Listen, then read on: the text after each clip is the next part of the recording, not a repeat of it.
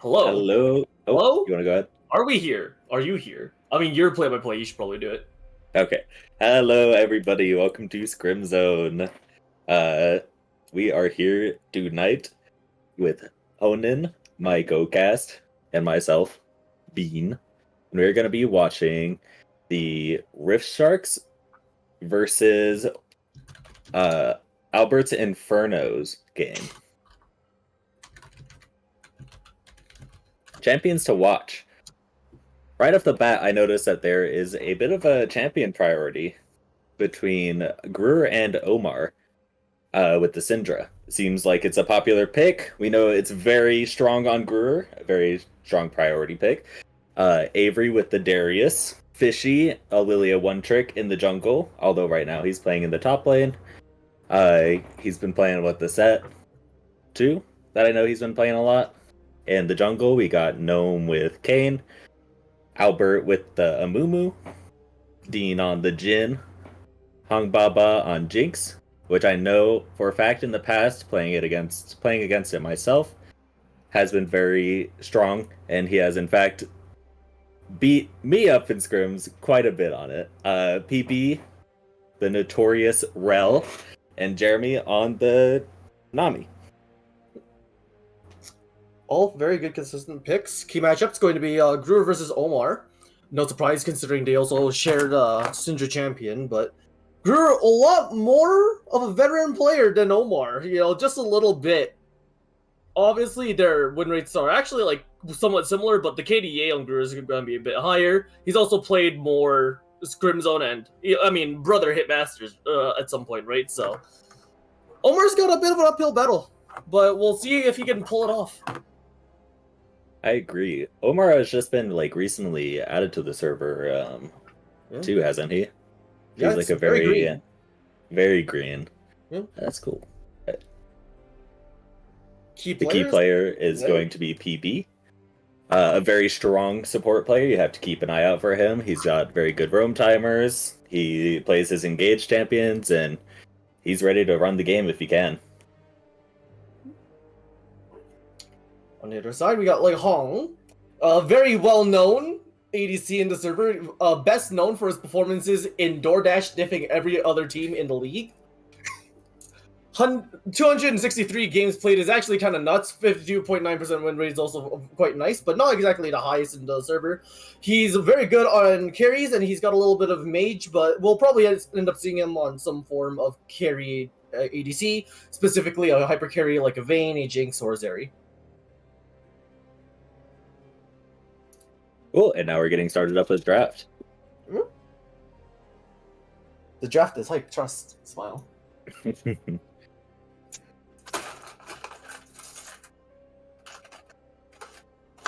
I don't have the Jeopardy song on speed dial or anything, but just imagine that in the background.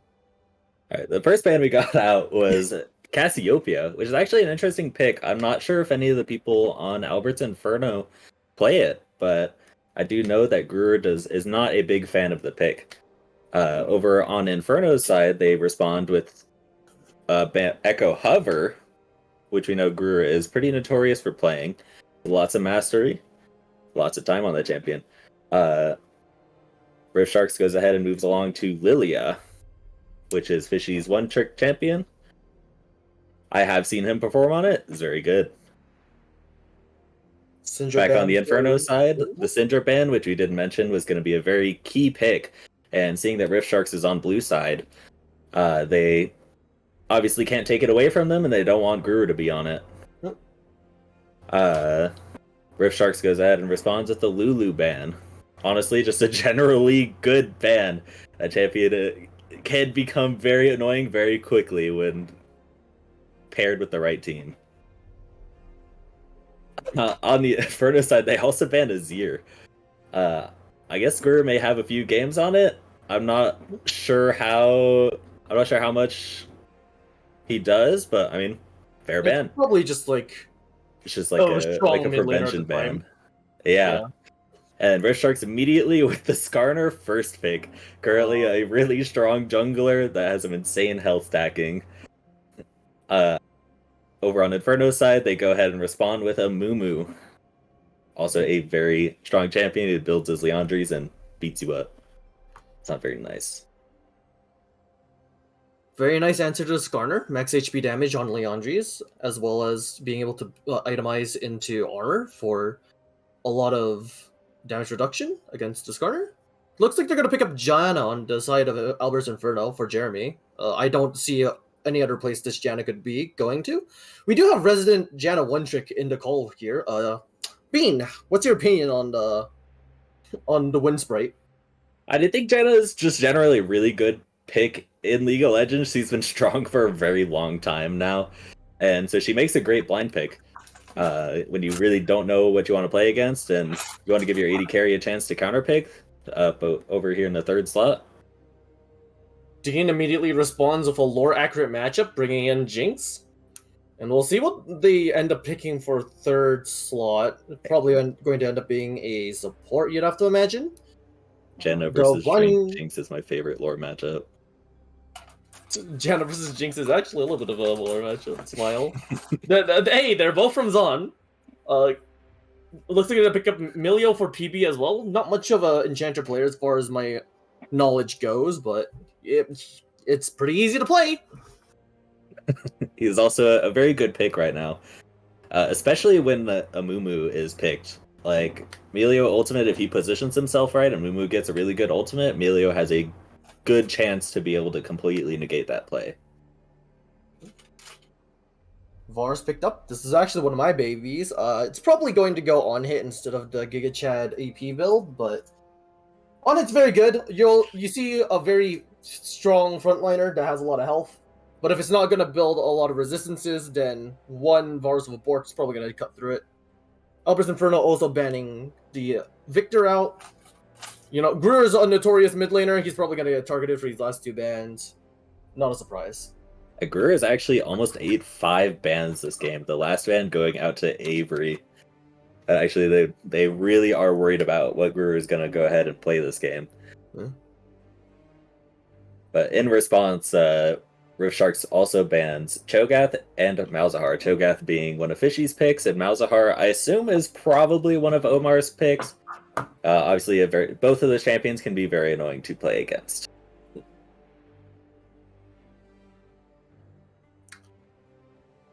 Well, what's it's gonna be, Hong? It looks like it's gonna be the Hui mid for Omar. I hope it's the Hui mid for Omar. If this Hui goes anywhere else, we may start having some draft issues. And there you go, it's locked in. The Huiming, a very popular champion in Scrim Zone, I believe. Especially right now, it's a very just priority pick, I feel like. Yeah, Played against it a lot recently, and I've seen it a lot recently. Yeah.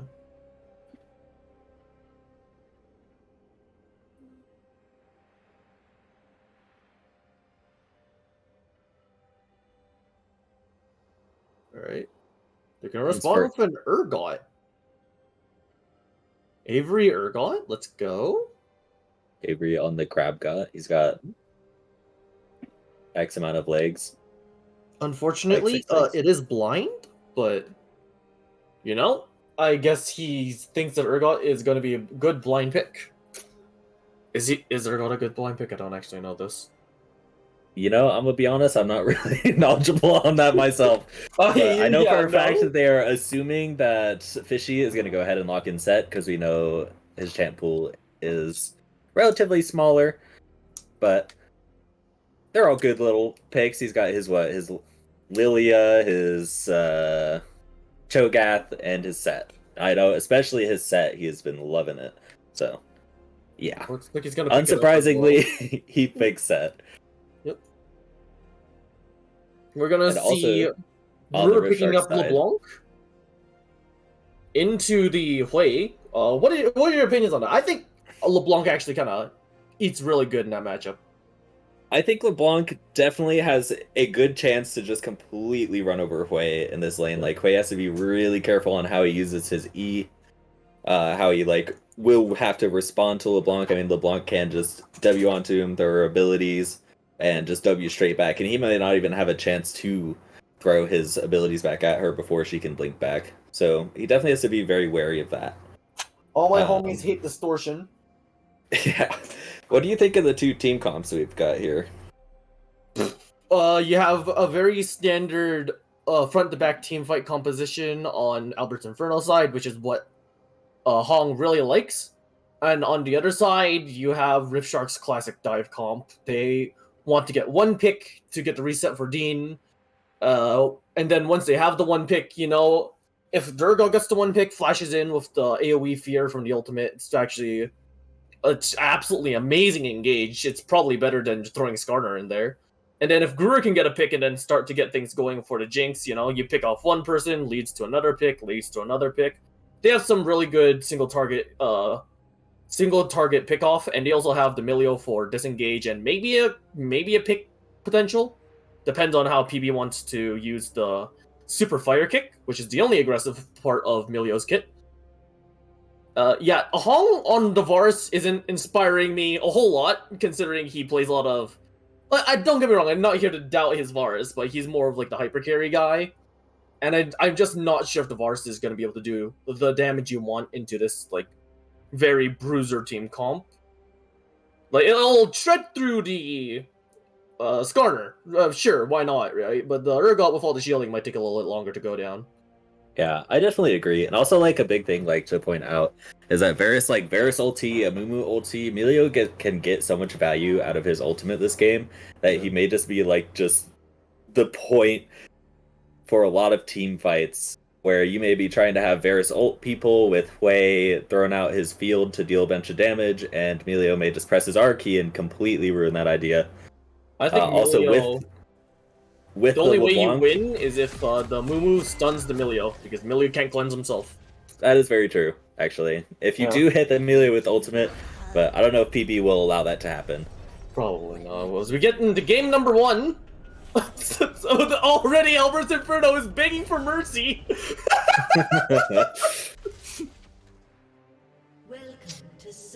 I swear he doesn't have a lot of faith in his team. Yeah, it's honestly a little jover. Or maybe it's just it's like a rounded trick. Maybe he wants them to go easier on them so they can run them over easier.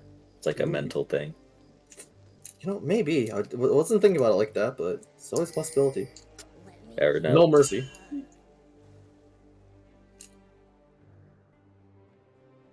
Alright. Starting the game off.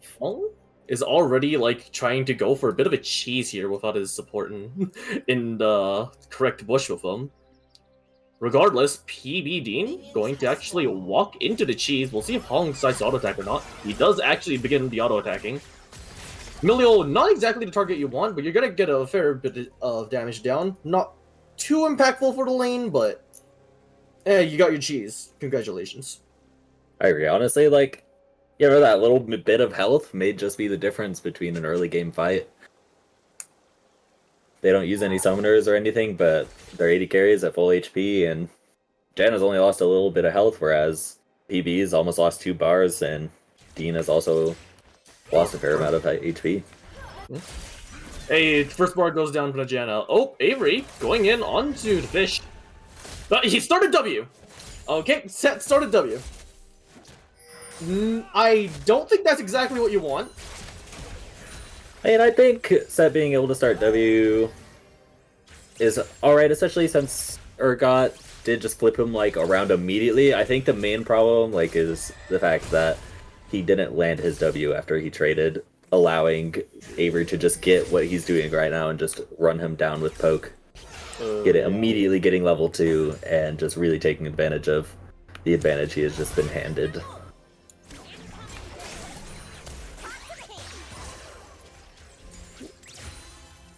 Lots of trading. Bottling. Top's going down quite nicely. Oh. Very nice pull. I think Avery's just going to stand there and auto. Needs the set W as well. True Grit doing a lot of damage to Avery, but he maintains level advantage, which is probably what he was looking for. So you see a lot lot of trading, even potentially. PB might be in a little bit of trouble. Full stack on to PB. That's actually a lot of damage, but Jinx is free hitting, and that is lethal tempo. Jinx goes for the flash and the ghost as well. Dean is kind of hitting with the rockets. I don't think he knows what a minigun is, but I also don't think he cares too much. Forced to swap back to it now as the rockets were costing him way too much mana. But, you know, even exchange of summoners actually melt I lie, that's 3-1. You're pretty happy if you're Albert's Inferno. On the other hand, you know, I mean, Jinx has a Cole, so it's anything to stay in lane. It's getting a little bit of extra lifesteal off of that. So yeah, right off the bat now in bot lane, there's a bit of a lead going over to red side, I believe. While they're a little bit behind in the HP bars, we can see that Varus has both Flash and Barrier, and Jenna still has Flash, where bot lane only has the Flash on the Melio. Oh, that's a really good gank on Fish here. Gnome is going to be hungry for seafood, but Q hits Bandage Toss, not enough to save his top laner. First Blood goes over to Rift Sharks. And that is a happy Skarner. What a crab. The two crabs in the top lane, you know, the lobster and the crab up there. Really, really getting work done. Seafood combo. Unduly. And Avery's getting his wave pushed in, and he's about to back and spend all that gold he just got.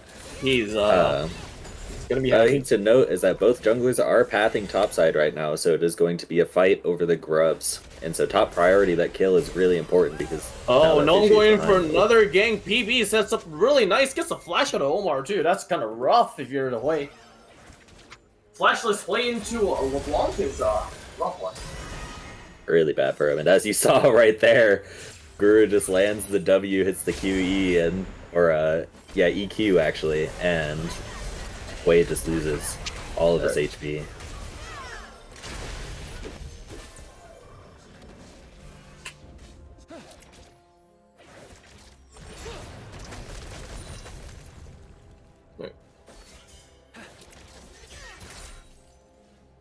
What are you thinking about these fights so far? I'm kind of getting up in the action. I didn't expect things to happen so quickly. I mean, there's definitely, you expect there to be a lot of blood early because, I mean, here we can go ahead. Because Janna is looking to poke constantly, Varus wants to poke constantly, you know, Set's looking to 1v1 Urgot constantly, like, I'm not surprised about, like, all the blood that there's been out so far. And Skarner's just always looking for ganks. I mean, he just comes through the wall and yoinks people away from their tower. Yeah. Very nice there by the Fish.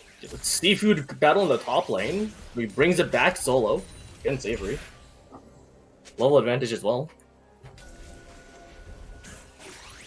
And since Janna is flashless, I mean, if you're Albert's Inferno bot side right now, you can't walk up. Or maybe you can. Honestly, what do I know about bot lane matchups anyways? If it's not Thresh, I just don't know anything. They're just gonna keep poking each other and beat each other up a little bit. One thing to note is that, how I mentioned earlier with the grubs, how they're gonna be fighting grubs, Gnome has managed to clear all of his jungle and be in the top side of the map. And Avery is down a level right now, so or maybe a fight over grubs, but it looks like Gnome actually is just going to back, and Skarner's going to go ahead and start grubs and do those for free. Oh. You see immediately Urgot go in on Set, and Set R's him right back towards his tower, but doesn't manage to get him under, resulting in basically just a short trade.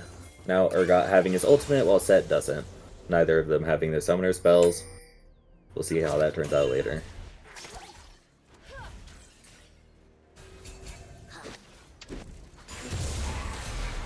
Ooh, very nice steal. But he's probably gonna pay for it with his life. There's no way out of that one. Unfortunately, it does result in his death, but maybe his goal was just to present some feats being traded on early.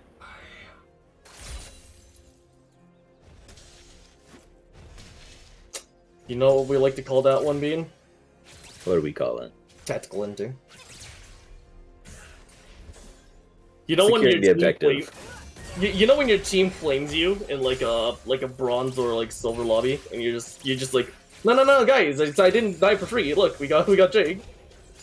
It's like when you run it down, but your team ends up winning the fight anyways, and you're like, I just saw into the future. The eye of Agamotto. Yeah. Yeah, now Albert's Inferno does have full priority over bot lane, especially with Jinx backing right now, looking like they could potentially try to go for the Drake. You know, Amumu is there, and they have full vision control. The only vision that Rift Sharks has right now is that little ward right next to the Tribush, not even in the Tribush, so... They wanted to set up a dive, now would be the time to, like, begin getting it going. You know? Get the Amumu behind the enemy jungle. But it looks like they're just gonna back off.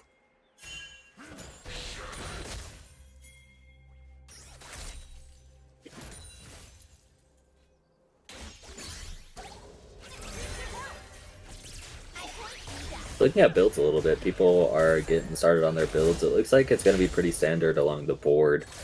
Urgot is building the first component into Black Cleaver. Skarner probably going into his Heartsteel. I actually don't know what LeBlanc will be building. He's started a Lost Chapter, so I'd imagine a Ludens. I mean, Lost Chapter and an Amp Tome doesn't tell me a whole lot. Yeah, well, there's 3 items that you can choose, and I don't think LeBlanc's going to go Malignant, so... It's kind of a... No, Blackfire or... Blackfire Torch LeBlanc, trust! Yeah. I think he'll be going Ludens. I actually don't know what Jinx will be going. Maybe Yuntal's? Be my best guess. Yuntal's like the meta build, if I remember correctly, from like a couple patches ago. Probably like after they buffed it and gave it like... What did they do? They added more like attack speed and... the cooldown and whatnot. They just added a lot of value to it overall. Yeah, well. So notice Janna with the Swifties rush. Varus is going on hit. He's starting his Blade of the Ruined King. Quay is probably going standard Blackfire into Leandri's. We got Skarner going in. It actually catches Janna. I thought it would miss completely, but 4 people down here. You have to imagine someone's going down, and yep, Jinx picks up the kill onto the Janna. It's kind of rough. Sorry, Janna was not able to land that Monsoon well enough to peel herself out. I mean, granted, it was a very hard thing to survive because we did have LeBlanc and Skarner all coming into the lane together. So all the homies bot lane. Someone was dying, and it definitely wasn't anybody on our Sharks. So that could have been if the Monsoon knocked someone at the turret. Cope. Maybe that's the hope. Yep. But yeah, with that said, another objective going over to Rift Sharks would be the dragon. The first dragon of the game being Earth Soul. Or not Earth Soul, Earth Dragon. Avery forced the flash, but he gets caught by the bandage toss anyways. Oh wow. Yeah, so Avery just getting totally comboed by Amumu and Set. Just Amumu lands a bandage toss, press an R, and Set just flash insects him away from his tower. Fortunately for Avery, he was just a little bit cooked there. And with that said, with Avery dead and waves pushed in, Amumu has free reign to the grubs. Which would now get them 4 grubs, allowing for them to hit towers and getting that, that singular grub. Well, actually, it looks like there's gonna be a fight over them. Noma is full 1, so... Noma's full 2, actually, so... We're gonna get a lot of value for these grubs. The Holy Ultimate comes down, but this Skarner does not take damage. TV somehow being the benefactor of one of the kills onto the set, but... You know, Skarner Ultimate comes down, and that's a pretty dead mummy. Gruer's gonna lick up that... God, gold on the LeBlanc, man. That champion is already so quickly. It should be illegal. And he's got the 2 assists, but yeah, he's definitely going to be a problem later. Yeah. And I actually bite my own tongue now because I think Rift Sharks ended up getting 4 grubs.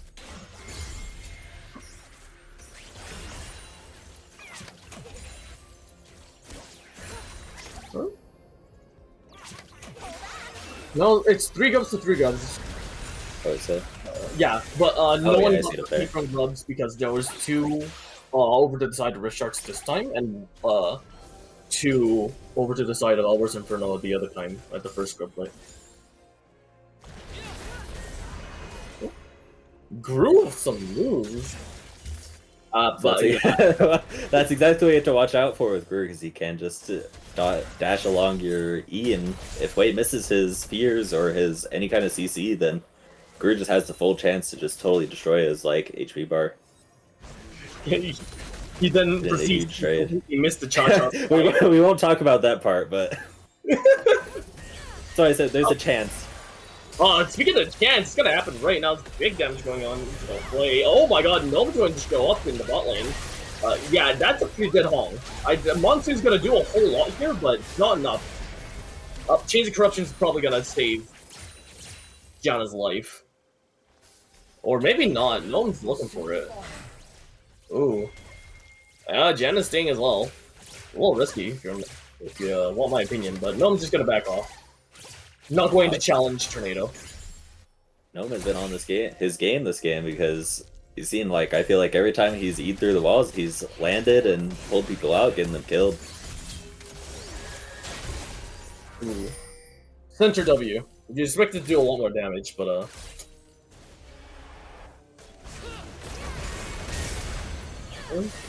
Oh. Gnome going in again, but yeah, hopefully he's not nearly overextended enough. Probably just gonna be Guru backing for mana. Trying to mess with them a little bit, let them get their waves in.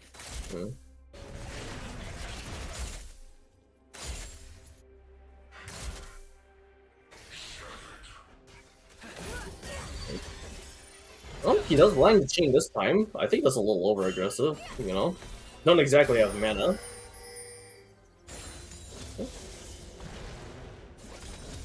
Like he's forced to just stay in the lane right now because the wave is pushing into him and he's got no resource. He does have TP though. So maybe he'll back in TP. Who knows? Maybe the tower shot we just saw go down to the way would be the thing.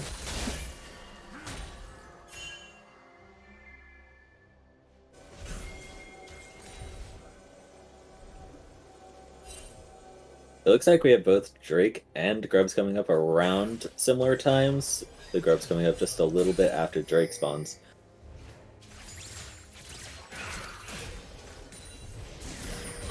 Oh, I mean, looking for another E play. They see it this time. Oh, surely nothing's gonna happen, right? Yeah, they're all out. AV over here. Tower's under threat. Misses the flip. Can't really do a whole lot off of his tower damage. Actually gets pulled back by the headbutt. And, I mean, tower shot's gonna go down, but it gets blocked by the true grit shield. Fish is just trading really well in this set. Actually, right before, or actually when Drake is up, we unfortunately missed. Chains of Corruption lands. Jinx got nailed by Barisar, so yeah. Looks like Drake is most likely gonna go over to Albert's Inferno. Only silver lining is that the shutdown from Dean goes over to the Janna, and I mean, probably the least of your worries in terms of people getting gold.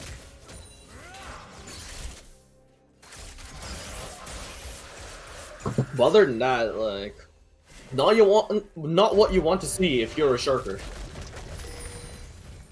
And this is anyone's game right now, with Albert's Inferno only being just a little bit behind. They actually recovered a lot to bring it back. That pick as well. Brewer's going to find a pick, but that is a Janna, and her shield is what I'd like to generously call bullshit.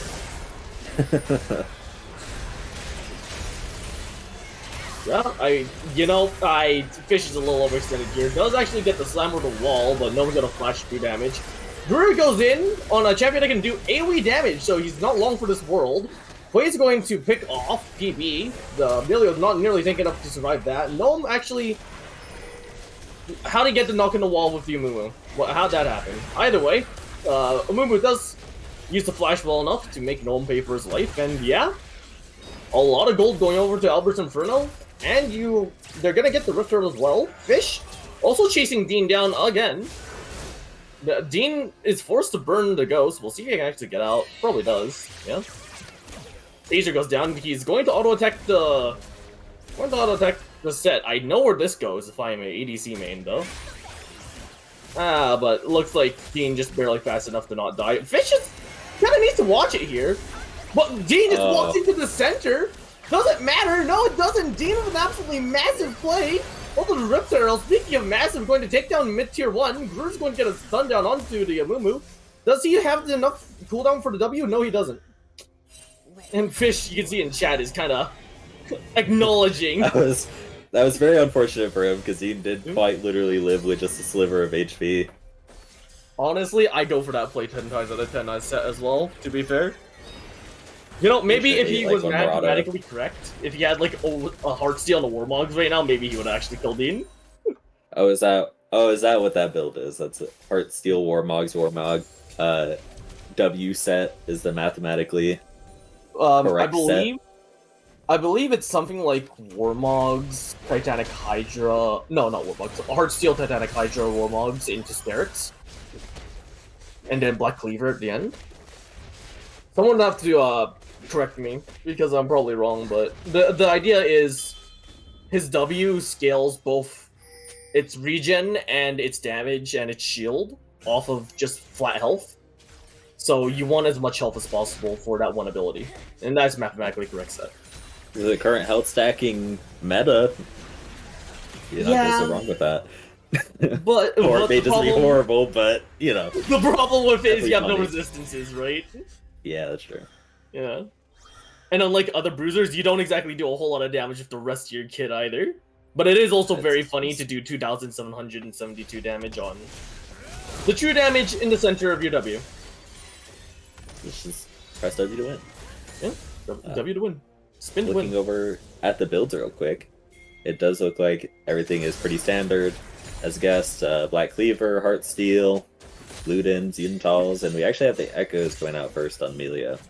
And the Janna also rushed Sherelda's. Is that the right? I always forget. Shirelia's, I believe. Shirelia's. Yeah, Shirelia's battle song first, which I don't usually do myself personally, but it's definitely a way to go for. Brewer has a kill angle here onto this side. Kind of needs to run away. Oh, the minions got him. Yeah, the minions kill that mid. Brewer leaving fish at the bottom of the sea. The food chain's going to eat him up. Apex Predator's going to get eaten by the Detritus. It looks like the fish is dead. Rift Sharks is going to try to look to take advantage of the death that he has, and they just immediately start the, what is this, the Voracious Otacon? Or is that the other one? Voracious. Okay. Ruinous is like full red. I believe this one to be a Voracious. I can't actually tell though. Actually, we just completely glossed looks over like the fight. it went completely wrong for them because they just got almost completely wiped. Yeah, Gnome wasn't able to find an ultimate. He just got CC chained too much. I mean, Albert's Inferno has a pretty respectable bouncy castle up. You gotta respect the Otacon damage. Now, speaking of respect, then... yeah. A lot of damage comes out of the Varus, but Avery's back. With the DP, they kinda gotta back off here. Looking they're gonna pick the fight anyways, then Avery's in big trouble now that Fish is here. Kinda gonna go down. And Otacon is just such a fight starter, and it's just I always I have to yell at my team when we're fighting that Otacon. It's like, don't stand in the circle, because it just does so much damage to you that you can never stand in it. And if there are people like poking you and fighting you on the Otacon, I feel like most of the time it's better to just run away, because my team just keeps equating it to like you do not want to be the team tanking that Otacon in a fight. Yeah, no, it does too much damage. And so with the floppy fight, it does start out Albert's Inferno ends up getting the Otacon, and now in consequence, Rift Sharks does have to give up Drake because this Otacon passive allows you to die and respawn almost immediately with almost no downsides except you lose 200 gold in the flower. I hate this. It's a pretty insane objective team. I hate it so much. I'm so glad it's getting nerfed in the next patch, man. It's a crazy objective. Very, very valuable when you can get it, especially when there's objectives up, because you just have control over everything.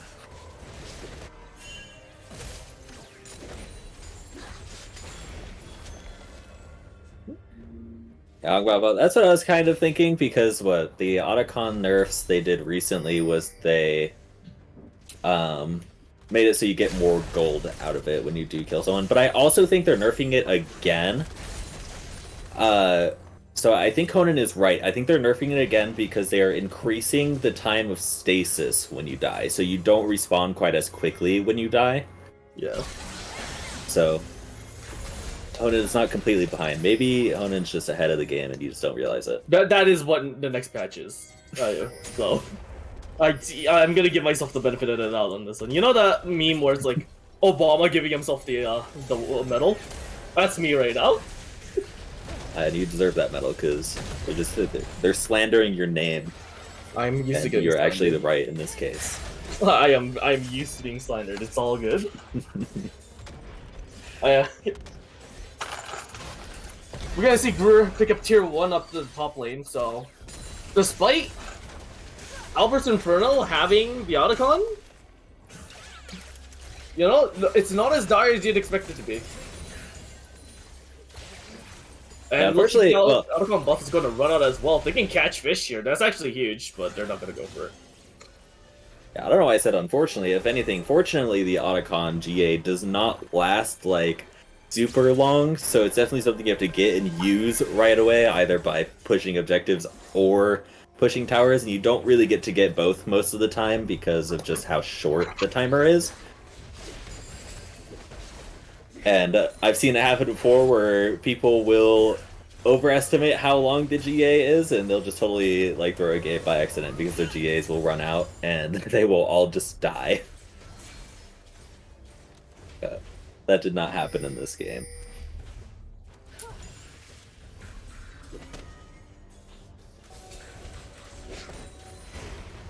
Yeah, looks like on the map, Albert's Inferno is trying to set up for this Baron. I mean, they're pretty far into the enemy's jungle, considering the, you know, Rift is only 3k gold down. They're just, like, being very aggressive with their vision here. Honestly, no one can pick up a nice 20 gold for just hitting vision, if whoever wants to. Oh, they know that fish is on this Gromp, don't they? Nope, he pulls it out. Very nice. Sneaks away that can. Getting his little extra bit of gold. Surprisingly enough, with how like flip-floppy the game is, even though like Hui is 3-0 and like Janna is actually 1-1-7, there's not like a ton of deaths along the board. The gold difference isn't really all that different. Yeah. So if you look at lanes, that's a completely different story. Oi. Look at these waste states. It's actually a horror for Richards. Like, they're gonna get mid push out, and it might be a scene where they can start taking back some vision, but like they can't walk into their own bot jungle here. Or what's gonna happen to PB? It's gonna happen to everyone. Definitely see there with no, great pick. Well, speed fit actually works out for them. Ultimate is invested. Just Press comes down. Gruer picks up the Amumu in the end, which makes a lot of sense considering Amumu has no magic resistance. Fish is absolutely speeding towards the Jinx, but you know, even though the True Grit picks up Gruer, you're gonna be pretty okay with the Jinx getting a reset off that. Probably way too aggressive. Bravery flashes in, goes and gets the flip as well. The Shotgun Leg's not enough to kill the Janna, that's definitely enough to kill Hong. Yeah, I mean, that Jinx is really scary. You're gonna want to scare away, you know, hit the fear. Oh, run, Omar, run, because your team just got routed. Looks That's like 3-1 inside of Rift Sharks. They can start pushing up waves and taking back control of the vision in their own jungle. Yep, so it looks like Albert's Inferno had just a little bit too much confidence in their wallets there and just overplayed a little bit. I mean, the set tried to go for the insect on the 80 carry, but unfortunately they just had the flash, so he ended up just ulting himself under the inhibitor tower. But at least he got something out of it because he nailed Gruer with Haymaker, so yeah, he got something out of it. But that was a pretty funny play, honestly. Through the wildest Haymaker, I don't think Gruer even got hit by the center. I think he died as an afterthought. It's actually the what's that guy's name? The six-pack play. He actually just threw Gruer off so hard that Gruer just would never have been able to avoid the Haymaker. Huh?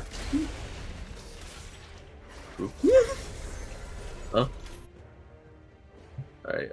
Hui picking up Leonges is actually really big here. Now he's finished 3 items. Like, this Hui, you can't ignore him in these fights anymore. He's gonna start running them. If he's able to, like, hit spells onto anyone, really, with this kind of tank-burning build. Yeah, and he could just get so much like control over a fight if he's able to just like Rumble W. Yeah, I think it's his QE. He can QE just along the team fight and between everybody's CC. Like they'll just have to stand in it. The Rumble ultimate on a basic ability is something I protest to this day. I don't know what they were cooking, but I'm not happy with it.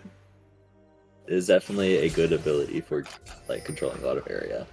Yeah. Definitely is not something you want to stand on.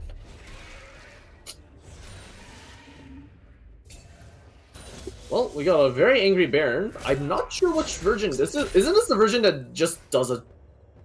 No, this isn't the one that does a shit ton of it. This is the one that grabs you. Yes, this is the Territorial Baron, I believe is what it's called. I never bothered remembering the names. That's what you're here for, Smile.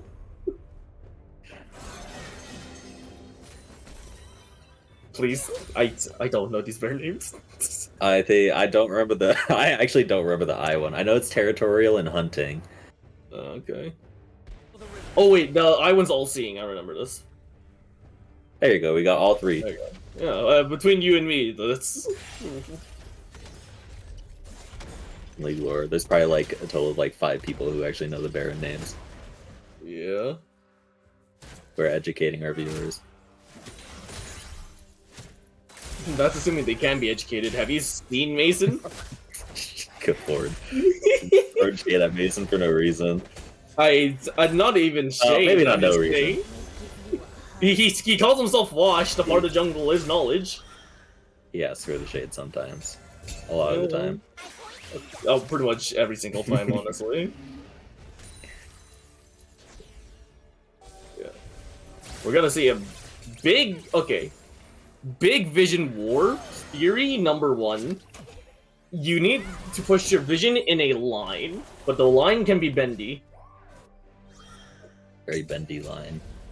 Yeah, well, if you can draw a uninterrupted line through your vision without touching any of the walls in jungle, that's typically how I ward, right?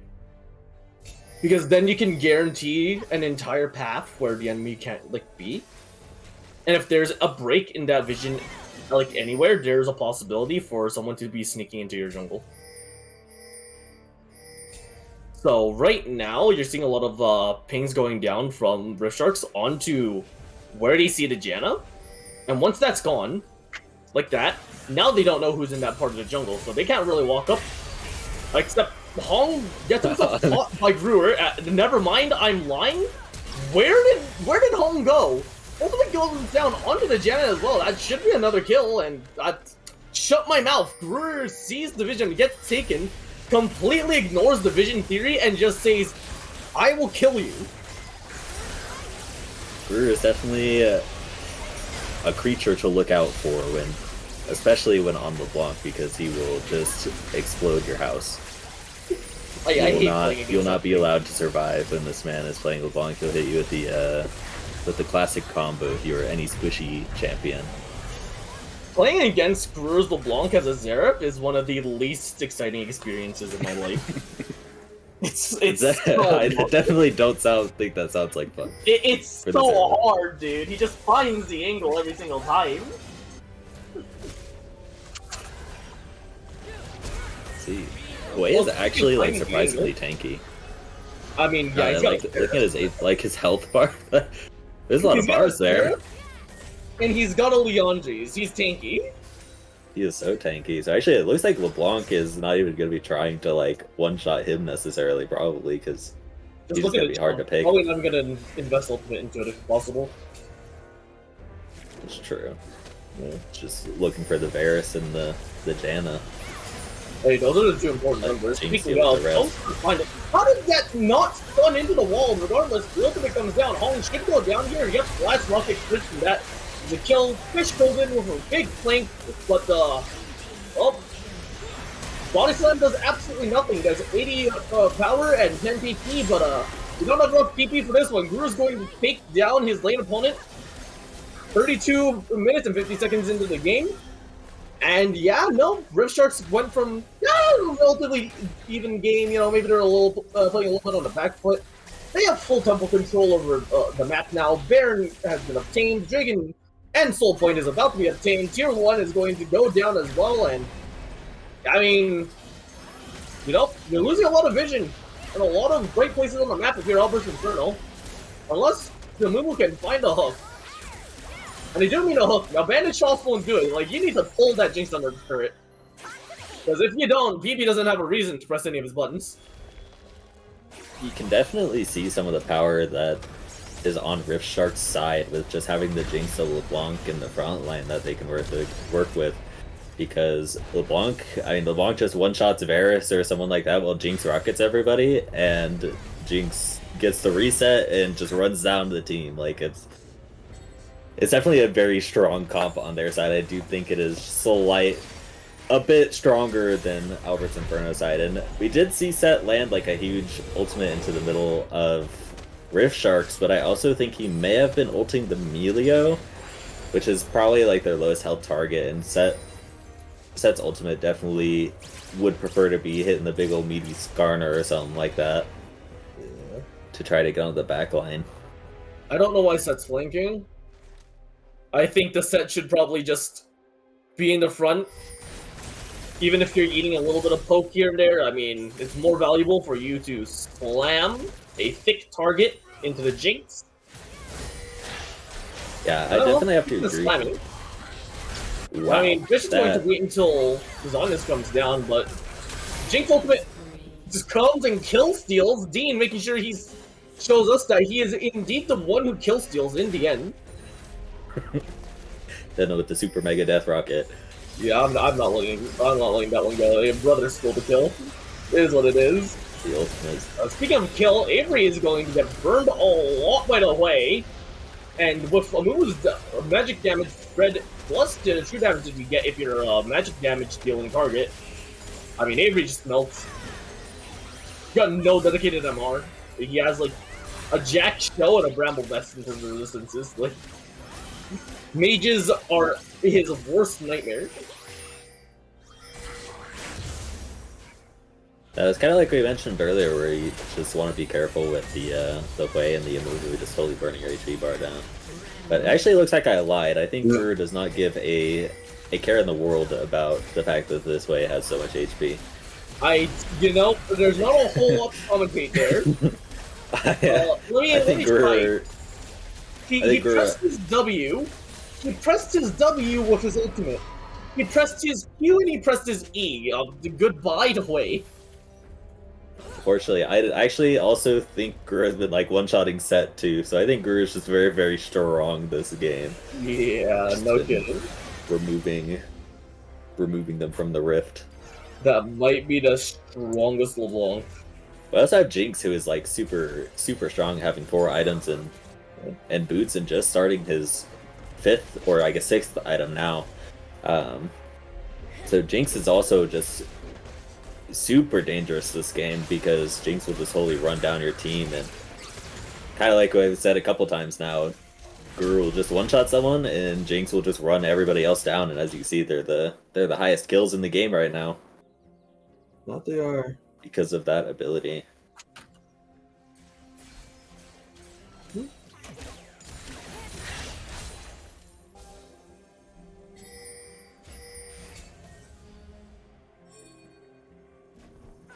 I do hope to see at least one huge Set haymaker, because just seeing him, like, I don't know, ult the Skarner into Rift Sharks and then just land in a huge haymaker and demolishing their team. It'd be very fun to watch. I mean, that's the hope, but Guru's gonna try to stop that before it happens. He's looking at this Set very menacingly. But I'd sit there and not attack the Ward of Oz Janna too, because that's a terrible situation to be in. Definitely playing a little bit illegally, because there's just not enough vision around the jungle. Yeah. But it's a hard place to be in if you're Inferno. Yeah, Albert's Inferno right now. Well, he's gonna have to think about what to do next time in the Death Chamber. Zarya comes out from Guru and he just almost one-shot Hong. Hong Bob and the classic 80 carry experience. Just he's in the ruler position too. He's right there. That's the ruler position. And also, Isaiah, unfortunately, You know, like the Jenna, like no. Oh, Janna died too. I didn't even notice. I was Jenna died watching the earlier. fight, and the LeBlanc passive saved her because the Hui ultimate went straight into it. I mean, Skarner ultimate comes down. Honestly, the rest of this game is more of a formality than it is an actual competition. As Hero's going to pick up another kill, and well, I mean, Jinx is getting very excited because Rift Sharks is looking to pick up their first game of the series. Yeah, next is gonna fall down. Going Gonna go up Sharks. Right. I definitely think Albert's Inferno had a chance to get their lead. I think there was so many like flippy fights where just it went so back and forth that Rift Sharks just managed to pull themselves on top. Yeah. Honestly, just ran the game. It's not the game you want to see when you are playing when you're playing a Varus. I'll be honest, that's a tough one. No, It's it's definitely kind of hard to get value out of that champion in this position. It's also just being Varus in this game with LeBlanc beating you up and Skarner probably ulting you into the enemy team. It's just very hard to play. Yeah, it's not ideal. Actually, not ideal. So, what do you think about MVPs this game? We had Jinx, who just is give it to Brewer. Just we're just giving it to Gurr. Just okay. That LeBlanc single-handedly deleted like 3 members around objectives. It's honestly arguable that if he doesn't blow everyone up, they just don't get those OBJs.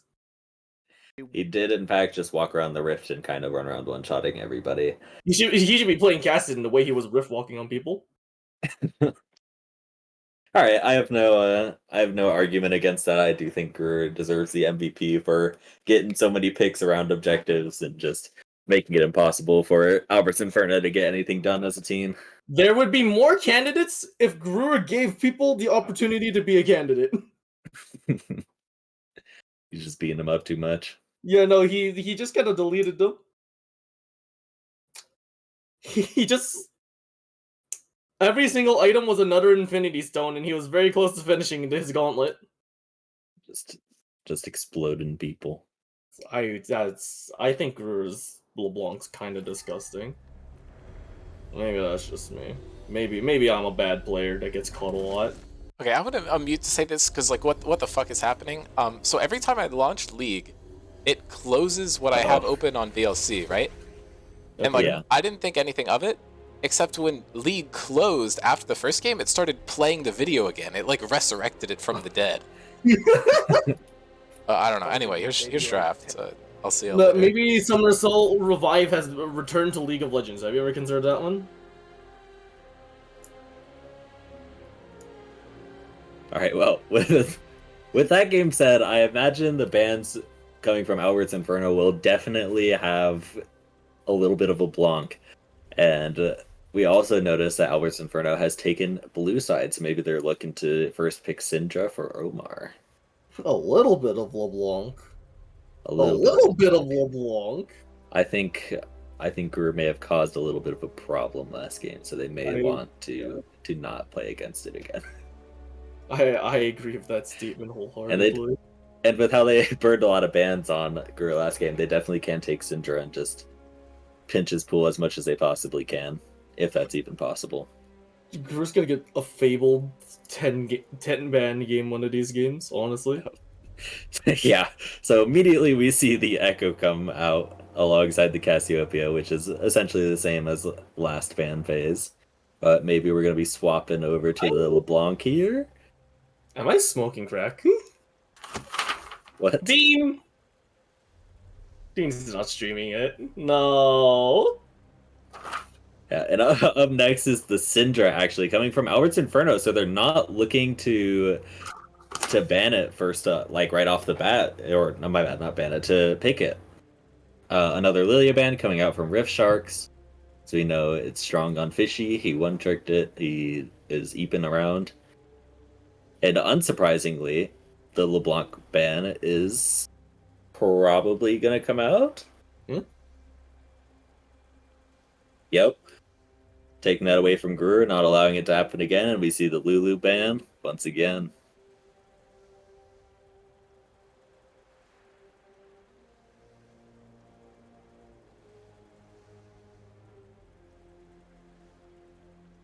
blue side first pick is going to be Skarner, which we know is like one of the strongest junglers in the game, so it's definitely going to be a priority pick constantly.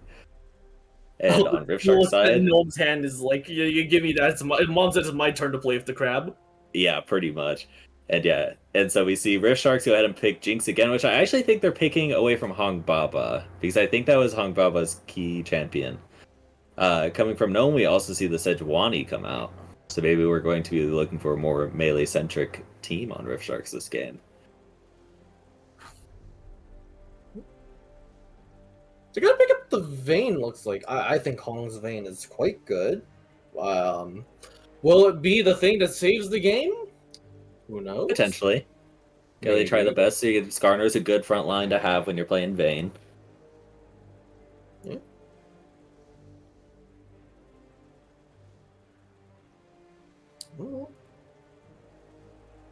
We're thinking hard. We're cooking. Don't think about it too hard. They're thinking about it quite a lot, though. We got the Cho'Gath coming out, most likely going on to Fishy. Deciding not to lock in the set this game. In response, we got, not the Darius. The Darius. We're being silly. Yeah, we're being silly, and we lock in the Darius, which we know Avery has a very, very high win rate on. Would it be a stretch to say that he's lore accurate Darius?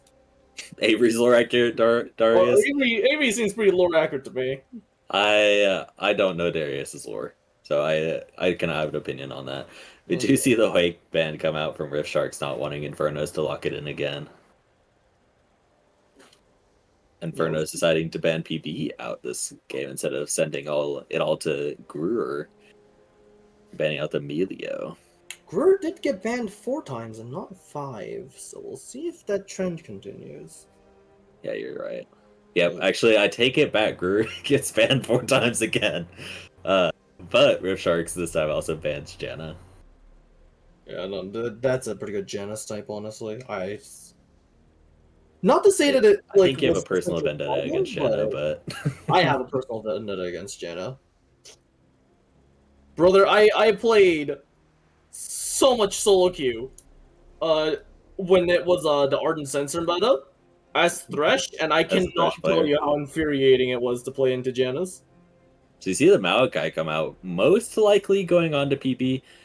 Yeah, definitely going on to PP, giving Gruer the counter pick. In response, we're maybe locking in Nami?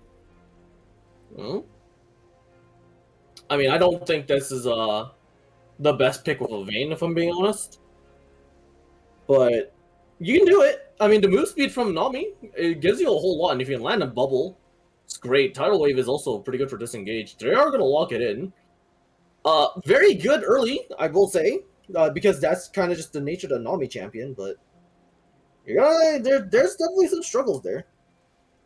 And as long as Nami's paying attention to like Maokai W's and whatnot, as long as she's landing her bubbles on Maokai, Vayne can just hit him a lot and then just eat him away, and now Maokai has no engage on the bot lane, so they definitely have a lot of chance to just outplay bot lane this game. Yeah. We do see the Talia come out for Albert's Inferno. So not too many dashes that can pass through Talia E this game, but nevertheless, you get to be able to ult across the map and do a lot of damage. So, if you can make a cross map happen, it'll work. Gruer on the Annie. Yeah, that's what I was thinking. That's total bait. Oh, and we actually have the Xylus come out, probably looking at stealing the Cho'Gath Skarner ultimates, which are both very good ultimates to steal when you're playing Xylus, and you get the what? You do get the max health from eating minions and champions, and then obviously Skarner ult is just a great ultimate to have because you can easily outplay. So. And also Talia providing Silas the ability to also ult along the map. So it's generally just a very good pick. Also, you can go invisible with Vayne ultimate, and you can use Tidal Wave. I think Tidal Wave is very good. I don't know about the the Vayne ultimate. I don't know if Silas will ever want Vayne ultimate, but not unless he's got no one else around. But it does mean he can go invisible, which is kind of goofy. maybe I don't know how that interaction works, but anyways, we see Silas. Actually, Silas is currently 0-2 in Scrim Zone, which is really funny. But I guess he is very ultimate reliant. So if you don't have good ultimates, then the champion may just not work as well. Oh, okay. I misunderstood that. That makes more sense, actually, because there's no way Silas is 0-2, but no, 0-2 against Talia especially. Talia can counter engage him and deal a lot of damage, just push him away. Hey, screw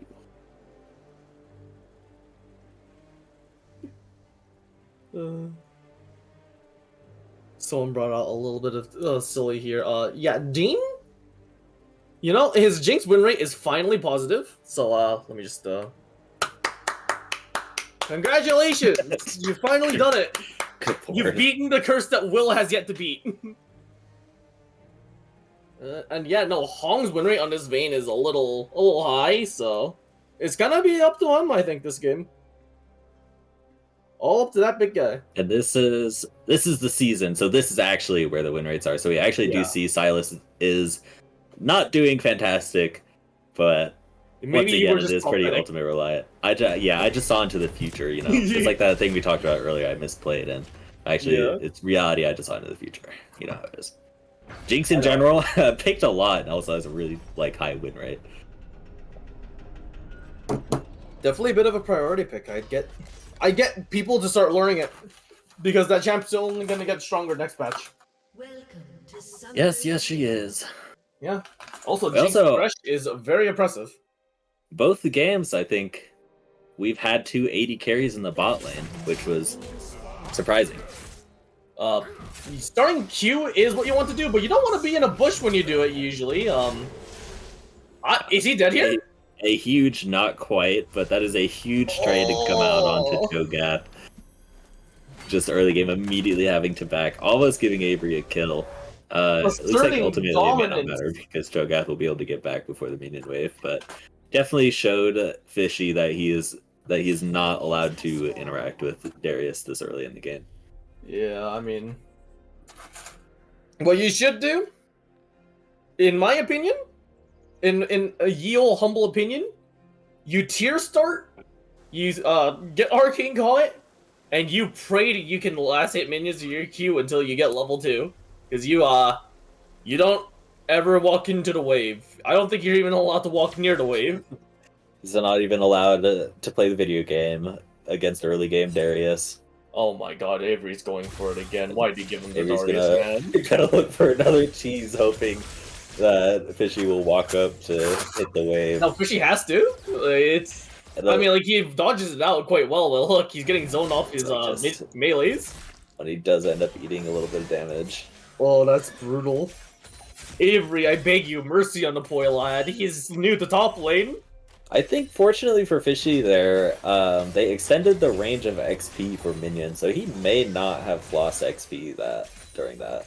Avery's level 2 and he's still level 1, and he's getting pushed out really hard on the map, in the little mini-map there, so it's not getting better! He may be cooked, but that's okay. One He'll CS come back, to he's 5! He's gonna go nom-nom on Avery later. Yeah, that's hope. Yeah. We're getting to see now that the range disadvantage doesn't matter to Hong. He's just going to bully Dean. Even under Dean's own turret, he's has to respect Vayne's extended range on the Q. Vayne, especially with the Q autos, can just poke the absolute heck out of you. Yeah, and with no support, no enchanter/stain that Maokai does not give to Jinx, then Jinx can just easily get poked out in this lane. You know, Talia did very well to dodge out that gank, but it's still not what you want to see this early in the game. No one's going to go topside here, and honestly, it's a dive angle onto the show once Sejuani walks down there. And it looks like both junglers did start bot side again, so there most likely is going to be the grub priority, which I guess last game, and I was wrong, but you never know. Everything can, you never know how the game's going to go. Garner's going to look for some angles bot lane. Oh my! Theoretically, get a blast cone over. They're going to see each other, and yes, Garner gets the Scuttle Crab, and he gets Gnome's Flash. Just ping it in chat, type in a good old 0753, and you know, that's your timer. He going to find a really good engage onto Hong, but we're gonna see why he has that high of a win rate on the Vayne as he. Yeah, nope. And yeah, Navi landed a good bubble, kind of like we said. Navi landed a bubble on Maokai when he W'd in, and just gave Hong Bava the ability to just kill him. Yeah, and unfortunately for Jinx forgot that Vayne can Q auto her and got exploded too with barrier up, but it happens. I do that all the time as AD carry. I always forget to press my barrier button. I'm like, oh yeah, I guess I could have pressed that. Yeah, I don't even bring barrier. I barely remember to use it, if at all.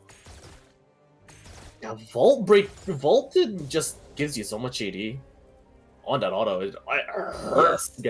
It hurts. Fish is experiencing Darius lane. Also experiencing. Unfortunately for Fishy, Avery's already freezing on him. Or actually, the wave did go under, so he's not freezing on him. He lost one melee for that. I think it's worth. He is definitely making it hard for Fishy to play the video game. Oh my goodness, Gruer's going to find a dash. Oh, he's going to get the stun as well. No, he's going to land the Arctic Charge, and yeah, no, that's. I have a rock on my table. Let me go grab it. Yeah, taking advantage of Talia not having flash just immediately getting the kill with the Gruer E-stun and to the Sejuani. This is Talia during that gank.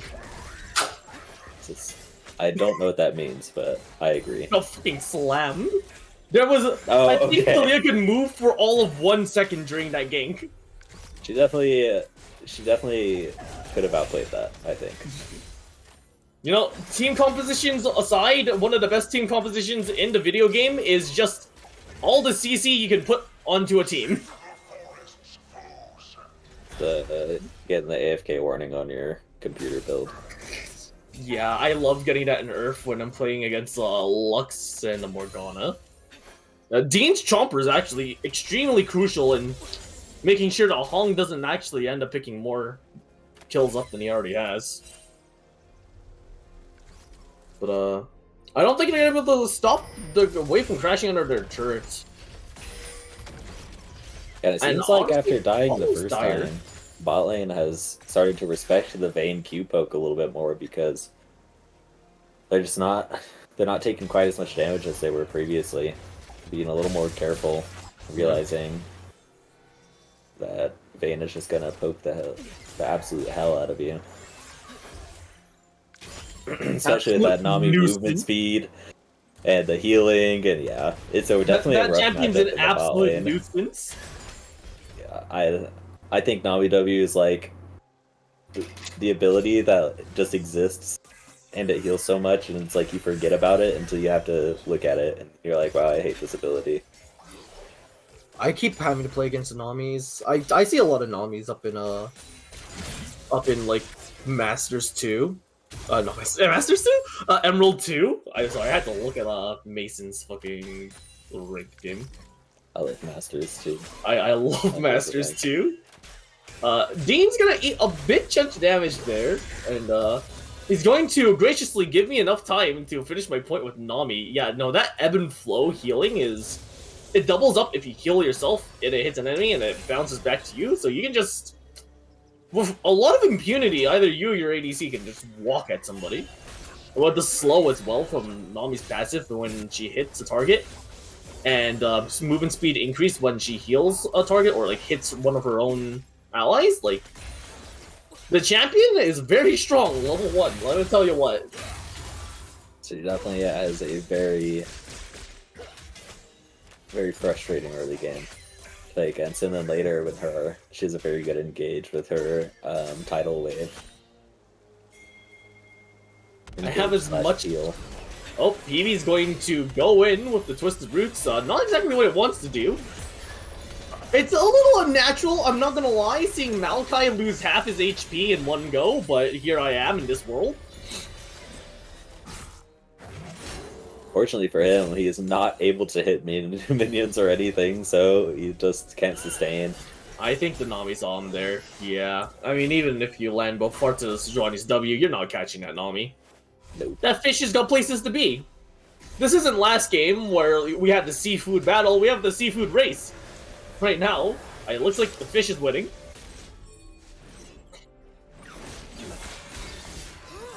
There's no other fish, that's the joke. Albert is gonna completely concede the Dre, what the looks of it. Yeah, nope, Skarner, yep, correct decision, don't walk near. Unfortunately, he's going to get caught by the True Ice Bola, and it's probably going to be dead. Yeah, no, Sejuani Ultimate's very good at picking a target. It doesn't matter if you're a tank. Brewer's going to eat that gold, and we've seen this one before, I believe. Giving Brewer gold. Yeah, and unfortunately, it did look like that the bot lane did just have to back at the time, so it just totally gave the Sharks the ability to take that break. Kind of a tough one. That's just how it be sometimes. Doobie. They're getting a lot of poke on the Talia into the melee matchup. Yeah, but I mean, like, if Silas ever gets in range for a W, he just heals like a good 25% of his HP bar. That's true. And Talia definitely never wants to like throw out E randomly, or else Silas just gets full rain on her. PB goes in on a minion. One of the decisions of all time. Actually, Nami's going to get caught on a jump break here. It's going to take a fair chunk of damage, but... Yeah, that's Nami W? That's one ebb! That's not an ebb flow! Yeah. Oh, yeah, it's so over. This Cho'Gath got nowhere to go, too, man. Unfortunately, for Cho'Gath he is. Oh, Flash comes out. I'm going to go after him. But it's not what you want to see. Unfortunately, for Cho'Gath, he no longer has Flash. Alright. Well, he built a tier. So he's at least not going to run out of mana in lane with both mana starting items, but... He's gonna have a little bit of a trade with the Darius when he's back in. Oh, that's a dead Maokai. Definitely not the twisted advance you want to get, and... You know, 3 kills goes over to Albert's Inferno for defeat, but you're going to lose your jungler here, and it looks like you're going to lose your Talia very shortly. Nope, the mid laner of Albert's Inferno, Omar, a very nice flash to get away from the full stack hemorrhage on the Darius. It's definitely a scary thing to see. Oh, Guru going in. Never mind, Guru going out. Yeah. Your teammate gets ulted by a Darius, and then he just ghosts at you. It's definitely something you don't want to see, especially as a Talia. But fortunately for him, he had Flash, so he was able to get away. Darius just barely missing his pull. Honestly, hearing Darius hemorrhage go off brings me about as much fear as hearing Torbjorn in Overwatch go, Molten Core! Yeah. Oh, I can't say I relate to that. This is a tower dive. Sejuani goes in on the Arctic Assault. He hits Fish, and yeah, no, just tanks the damage while the rest of the top side for Rift Sharks gets a very surgical kill. It's forced to burn the Flash as Talia does show up, but you know, Flash for a tower dive, I'd take it. Yeah, unfortunately for Fishy, he didn't really seem like he could do anything about that. The wave was just pushed under his tower, and Sejuani was allowed to eat 80 million tower shots while Silas stole his ultimate and gave him a taste of his own medicine. Sejuani passive gives you like an absolutely nuts amount of armor. Yes. Especially if you're building it too. Yes, it does. Yeah. Yeah, Avery's kind of just caught here. There's not a whole lot to say here. He is left for the fishes. Wait, he does live. No, he doesn't live. He almost had a faker moment. Doesn't actually have a faker moment, but the faker of Scrim Zone is here. Guru picks up the kill on Talia, and it does look like the Nautilus is going to be forced to run away, but he decides to trade with the Silas over a little bit, and Silas does love killing tanks, so that was a little dangerous. Pulls out in the end, though, just like his father should have. And Guru right now having 4 kills is definitely not what Albert's Inferno wants, because as we said before, Guru has lots of ultimates that he wants this game. Oh, well, I mean, the bot lane for Albert's Inferno going amazingly. Maokai forced to use the ultimate to try to keep his tower and his ADC alive. Will fail. Dean does go down in the end. Hong is just pressing right click. Vayne passive putting in the work to help him chase down his lane opponent. And yeah, while Guru is 4-0 and has a lot of scary ultimates, Hong Baba is also 1 item in, 5-0 on Vayne, so he's definitely also a scary target to have. They're sending the Darius to match. Or are they lane swapping? Is this just coverage? I mean, the Darius is very scary. No, it's scary enough for the Skarner to start hovering as well. Oh, Gnome's here. They are going to piss fight over Dragon. Skarner Rock does actually make the Dragon very angry. We'll just start hitting Gnome for free. For Infernos, it doesn't look like the Jinx is going to get up before Vayne. So the ultimate comes down. They're going to try to isolate their targets, but there's still an angle over which you can walk in. Huh? Darius Bleed picks up the Dragon. I believe Darius Bleed did just seal the Drake back from what they started. So, good for Rift Sharks. Honestly, incredibly intense and very skilled steal done by Avery. The master of top lane, that is my weak side detainee. The Darius King, seeing into the future, he actually just knew. God King Darius. He's prophetic. They're gonna try to use Tidal Wave to get a pick done here, but honestly, you're just like a bunch of tanks hitting a bunch of tanks, though. No one goes down in the end. Talia's on death's door, but not dead, so unfortunately we can't count that. Oh my god, Gru are going in very aggressively. He can absolutely do this because he's so fed. And he's looking for that Cho'Gath ultimate so he can get another stack on himself. Twisted Advance comes down, big but and strong. nothing happened.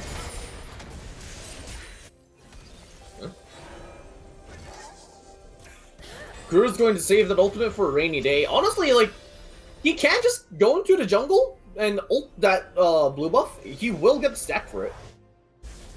Like, he can just ult. Yep, there you go.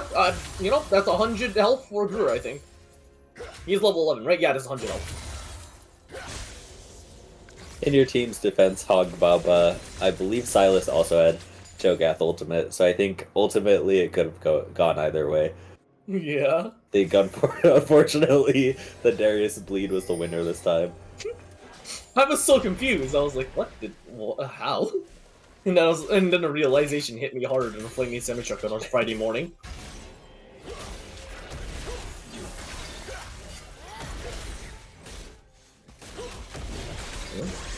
Should be a very surgical Rift Herald take. I don't expect any resistance, but we're going to see some. The fish does arrive, but unfortunately he's not a seafood champion this time, so not gonna have the oceanic buff to mount a defense. Looks like Fishy is just going for the pretty little flowers. Yeah. Gnome will do very little effect onto the Skarner. They're gonna give it to Rift Herald, actually. Yep, nope.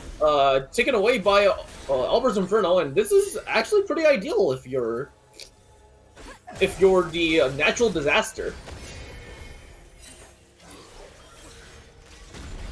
I mean, Skarner takes no damage, and they pick up tier 1 because no one was there to defend it. Gru's going to find the fish, but even with the level advantage, he's not going to be able to one-shot a Cho'Gath here, so he's going to have to respect the fact that the rest of Albert's Inferno could be arriving. We'll just take the wave.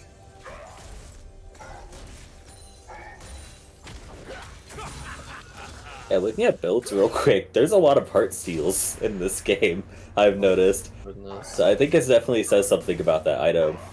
It's back to what it used to be. Instead of 6% item, 9% item HP, it's 6% total HP. So champions like Cho'Gath, you know, Scion, you know, HP stacking champions, they get a lot of value out of Heartsteel again. If you're playing Ornn, it's back to that version of Ornn where you right-click an ADC and they just go boom. Yeah, this is definitely going to be even more of an unfortunate time for AD carries next patch too, because they're buffing all of the domination tree runes. Yeah. And so AD carries are definitely going to be fearing for their lives. As if they weren't already.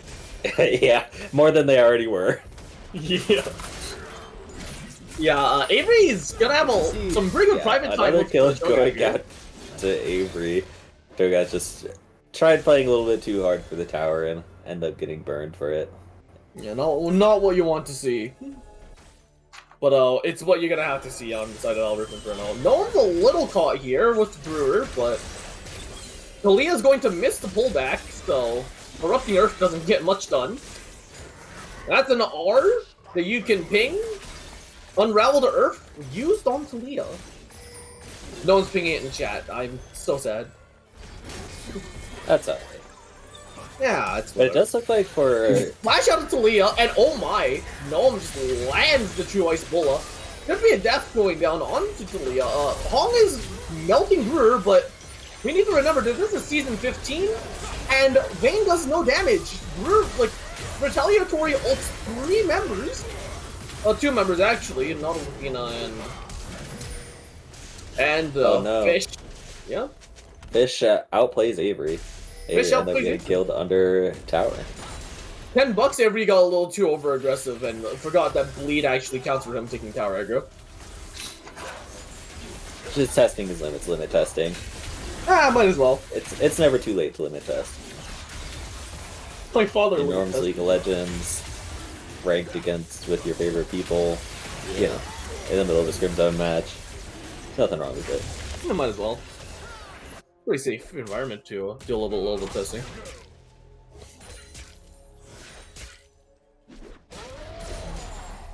Oh, that's an angry boy. Does he have any more screens for us? It does look like Rift is going to make a play towards Otacon.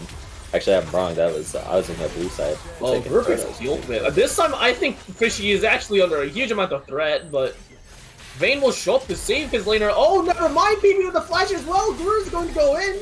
They should have enough damage if Guru can just get in range. Yeah. And yeah, no. Not only is that a shutdown, a bunch of gold, almost 749, but Guru's also going to get 100 health off of that Vayne as well. She's looking like a delicious snack. He did eat very good. I don't know what Vayne tastes like, but it probably tastes like shadows, the same way that Lulu tastes like purple. Guru's going to go in onto the Cho'Gath after no one finds a good pick onto the Skarner, and yeah, that's just another hugely won play on Ripshark's side. I mean, like, the Sejuani hasn't died, and the Silence hasn't died yet. And honestly, the way that this game's looking, they will continue to not die for a very long time.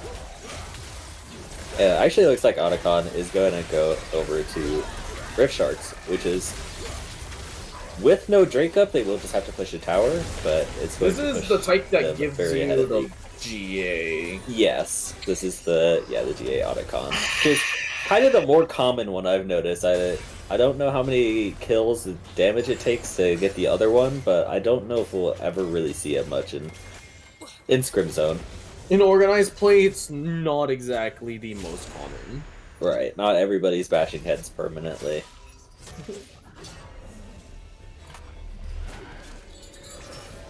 But yeah, no, it's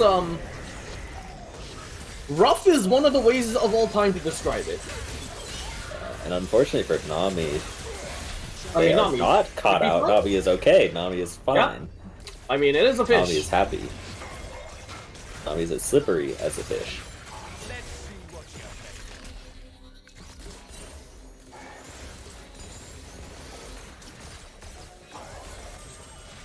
Yeah. I mean, the Talia does come down for Avery, but he is very thick. That being said, Hong's going to melt him to pieces. That's 200 gold and 4 roses going over to the enemy team. Guru's going to fork over some roses here as well, and I mean, honestly, if you trade the, like, just the tower, I'm pretty okay with this if you're on the side of Albert's Inferno so far. You like to see roses. They give you a lot of permanent value. Another 4 roses goes down and another 200 gold as well.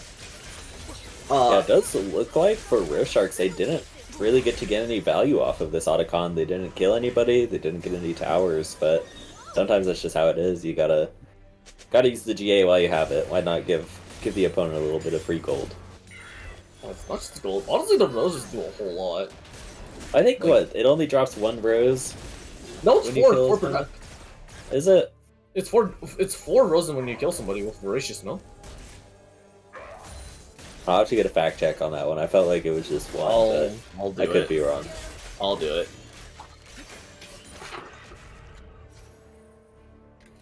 I just typed in Atatakakon. Great. Close enough.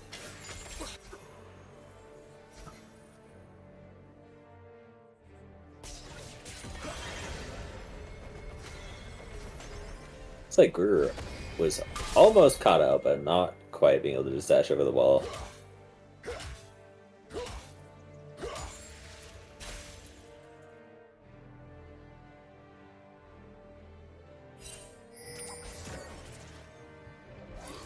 Oh no, you're right, it's only 1 flower. That's not very punishing.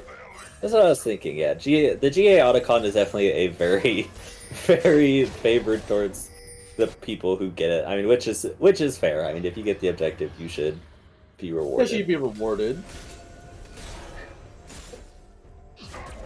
That's rough, though.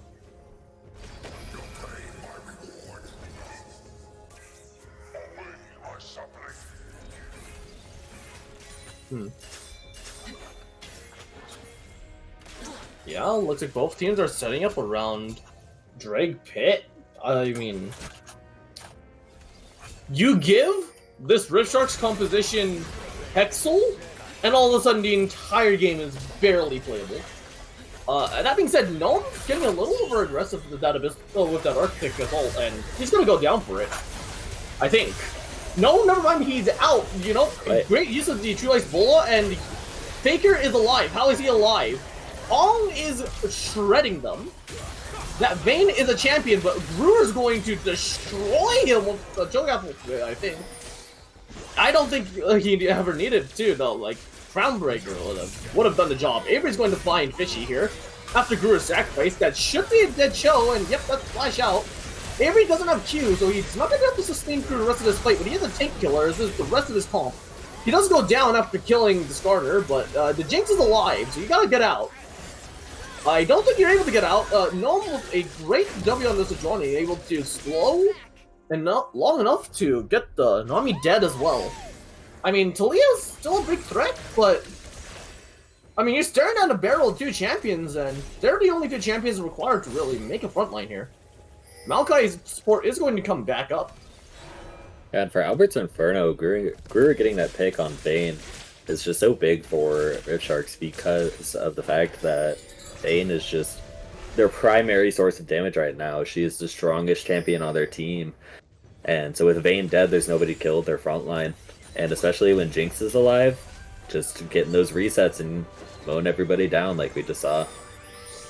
Yeah, I mean, you can also see that, like, this Albert's Infernal composition has some more teeth than just the Vayne, you know? Guru goes down after Vayne's death, and that's a lot of your skirmishing power gone, so once that happens, you can start burning away some of the members of Rift Sharks rather than just killing them with the Vayne.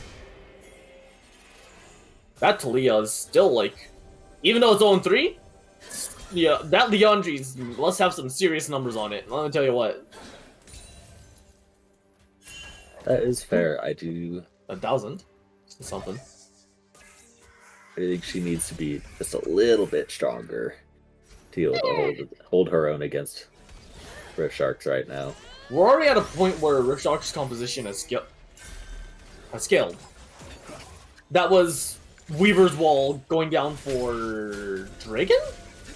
But, I mean, like, yeah, Rift Sharks is going to see this. They're gonna drop down the Twisted Tree line, and Greer's going to get picked by Hong with the Condemn, but they're gonna stall this out for a while. While the Drake goes down, actually, Guru gets a 2-man suppress with the stolen Scar ultimate. They're gonna win the fight, and they're probably going to use this momentum to go mid, or even go Baron.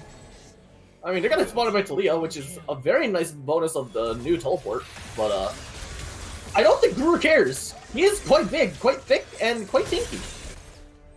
He's just going to zone them off while the rest of his team goes and takes Baron.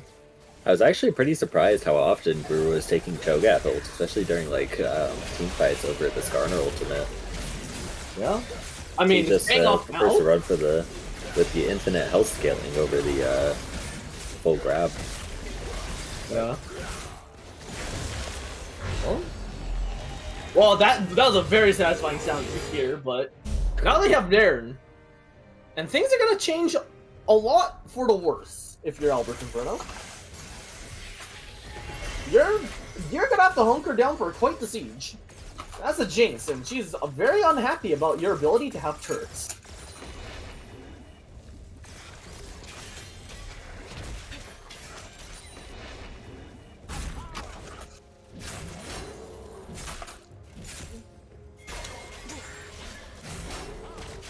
Looking at builds thus far, the stronger players, I noticed that Silas has Cosmic Drive, which I don't know if that's super normal. I mean, I could be wrong.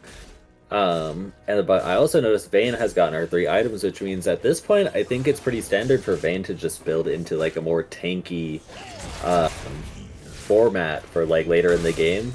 That way she can just melt people while still like being able to take a hit.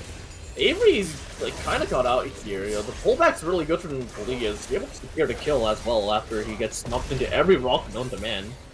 But yeah, no, Dean's resetting. Oh my god, Guru lands it on Hong. Not exactly what you want to see in that angle in particular, but definitely not great if you're Albert's Inferno either. Hong is kind of free hitting onto, no, tell you what, I mean, Dean got caught out from God knows what, and Hong able to finish off the Sejuani as well. You do get what you want out of this Baron push if you're Rift Sharks, which is the mid tower going down, but you do pay a pretty hefty cost for it.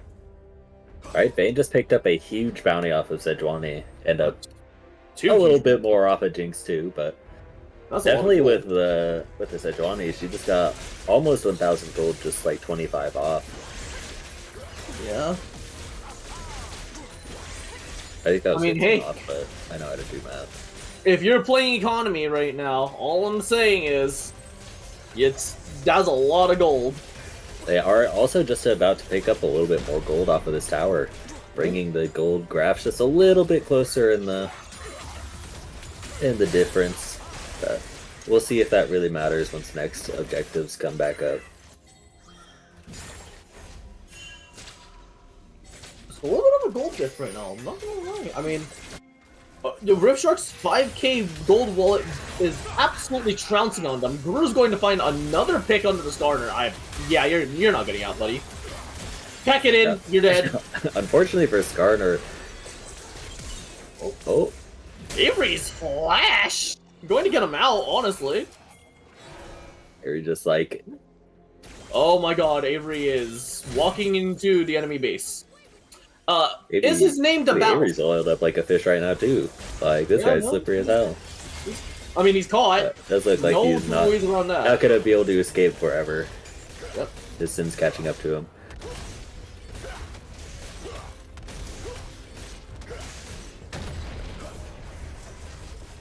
What?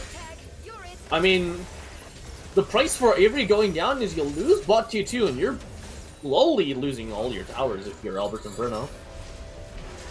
Now, these towers don't respawn, so the whole entire let's lose all of our tower tactic doesn't really work here.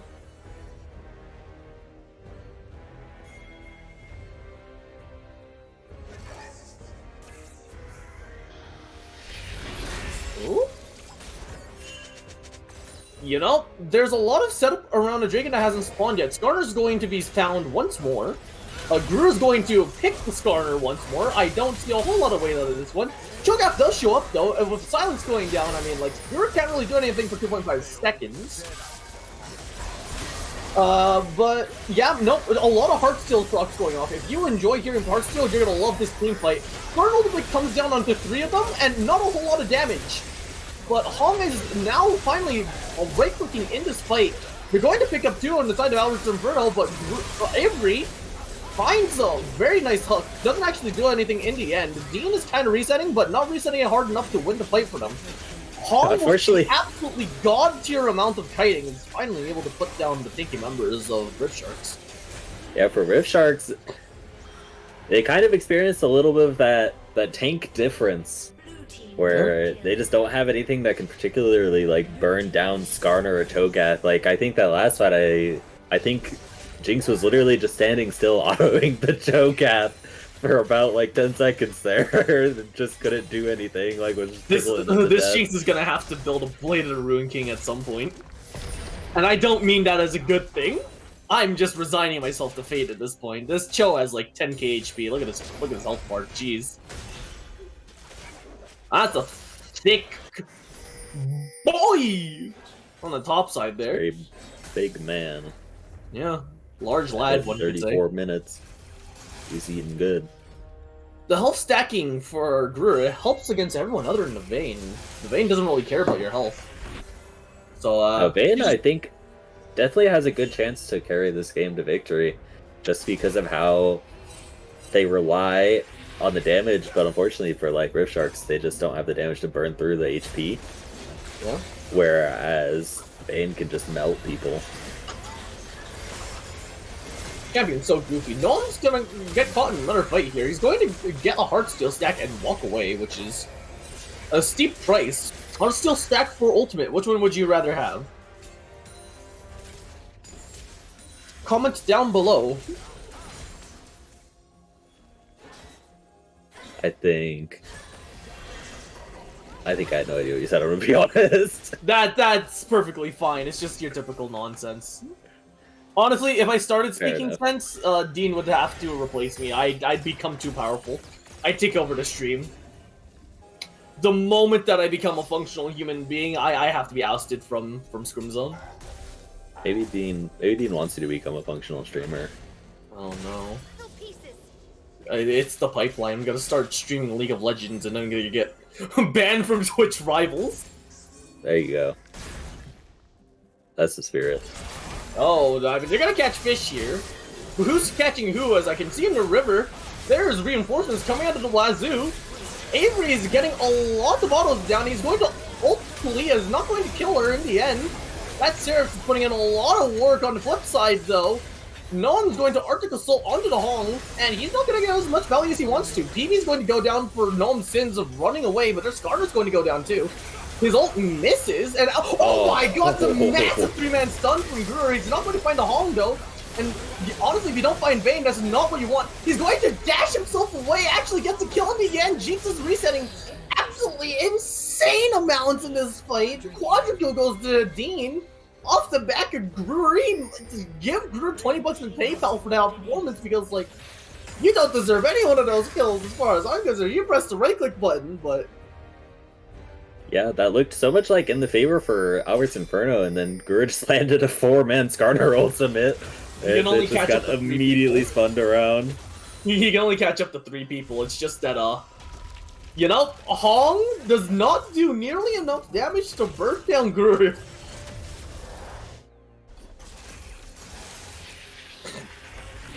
I know Skarner Ultimate gives you a lot of move speed. Does it also give you damage resistance? I don't know. I don't know that either. I don't play Skarner. I consider myself a moral gamer. Listen, I don't play jungle, so I just don't know. And I don't think I'm playing Skarner support in my very mentally diffed Emerald game, so I'm gonna have someone else tell me, you know? So that is understandable. And you could also just fact check it. Yeah, this is one of the ones that I'm okay with being ambiguous with, because I don't think it would have made a difference either way. Up you go. PB is going to get knocked up. He's going to be pregnant and is going to have a child in 3 to 5 business days, but walks away with his life for now. So hey, there's something. Unfortunately, that does mean Fishy's going to have to pay some alimony, but what's a little child support between friends? Yeah.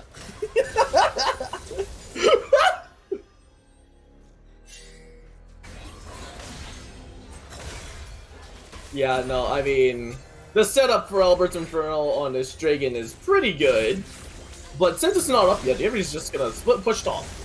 And in the meanwhile, Ripsharks is just gonna take the Baron. Yeah, I mean, with all of Albert's Inferno setting up around Drake, they don't really have anybody to contest them, and they can just walk the Baron. Like, not Baron. They can just walk from Baron to Dragon if they really wanted to. Like, that was an option on the cards. It does look like the Drake is gonna go ahead and go over to... No, it literally missed every target. That would have been a crazy steal. But no, it does look like this is gonna go ahead and go over to Albert's Inferno, putting Soul Point onto both teams. Now both teams on Soul Point, I mean, this is anyone's game. I think that if you get Soul Point for either of these teams, the team fights change dramatically. Like, and Ripsharks does have the chance to end the game here if anybody messes up on Albert's Inferno. They can't just end the game with Baron. That Cho'Gath is just so thick. You can't get through it. It's like chewing through a good T-bone steak. He's a big, thick boy with Warmogs too, so he's just gonna heal it HP that he's lost back. It's like it's expired beef jerky. It's just you can't chew through that. Oh boy. Well, they're going to have to try to. The siege does officially begin. What happened to Naomi? Wow. Oh my god, what happened to Naomi? Jinx Rocket finally goes down on her. Naomi got hit by Silas Q and then Super Mega Death Rocket and... Yeah. I mean, Lord after Jinx takes down Naomi. Hong's forced to flash off of a taser and an auto attack from Dean. Those rockets kind of putting them to work. I do not be lying. We're seeing a range versus damage argument going on down here, and honestly, I'm liking the range argument a lot more as Guru lands another fantastic Skarner ultimate, really winning it for Ripsharks this time. Holy Christ! And Dean's gonna be able to run at people with these resets. Kind of have to watch his health bar, but no matter how low it is, if you can just tear down these towers, Hong goes in with the movement speed and runs to his own death into the death bowl of Ripsharks. The Sharks chewing it up all over the floor right now, showing the entire world the apex predator out of the ocean. The Sharks are going to win. Yeah. Against a natural disaster. Those games, I still feel like could have gone to Albert's Inferno, unfortunately. Yeah, Guru but just landed some ginormous Skarner ultimates and just totally turned the game. Just Gruer gaming. Holy Christ. Gruer. He's gonna nerf this guy. Press R. Gruer should be forced to play with like a blindfold on or something. Make it a little bit more fair for everybody. He should be forced to play with one hand. All right, so what do you?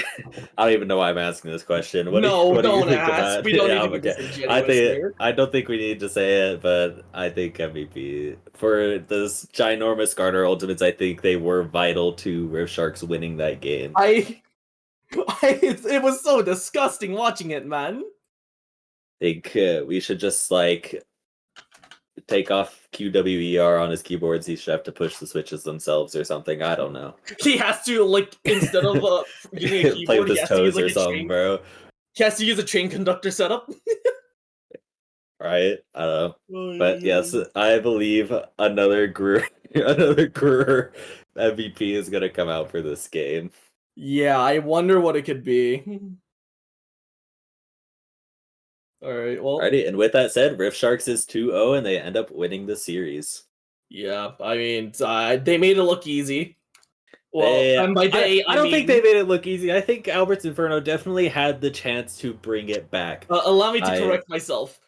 Albert's Inferno put up a really good fight, but Gruer made it look easy. Gruer definitely beat them up, but yeah, the rest of Ripsharks did amazing too. I mean, we got a lot of value out of Jinx, especially game 1. We got a lot of value out of Gnome's gameplay. Top lane, Avery's beating them up. Like, Ripsharks did play very well. It's not all... You can't have Gruer without his team. But there's definitely one guy that looks a little unbalanced. Yeah. Yeah. Very fun series. You know, think any closing statements or remarks before Dean kicks us out of his house? like I said, I think we need to find a way to nerf Greer. Once we can do that, I think we'll be okay again. Yeah. Unfortunately, not a live cast, so we can't kidnap somebody for an interview. Nope. But I don't think we would really need to. Yeah. All I can say is, Dean, you need to let me out of the basement more often. I swear I can cook on these casts. You know, you feed me in chicken nuggets, but I think you should really be upgrading to chicken tendies. It's not the most nutritious thing on earth. Okay, after you just went on like a 3-minute rant about how someone got pregnant and they need to pay alimony, I might have to disagree with you on that one. That was pretty awful. All right, on that note, I'm calling it. Thanks for the cast. Wrap it up. Podcast in like 9 minutes, hopefully. So see y'all then.